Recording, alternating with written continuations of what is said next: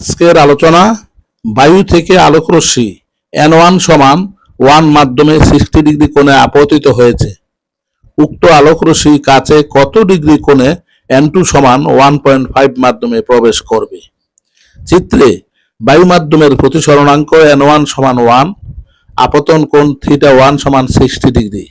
কাচ মাধ্যমের প্রতিসরণাঙ্ক N2 সমান 1.5।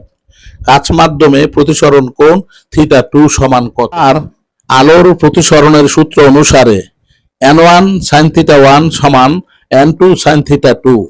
এখন N1 θ1 এবং N2 এর মান বসালে পরবর্তী লাইনটি হবে 1 × √3/2 সমান 1.5 × sin θ2, বা sin θ2 সমান √3/3 সমান 0.577, বা θ2 সমান sin inverse 1 × 0.577 সমান 35.24 ডিগ্রি।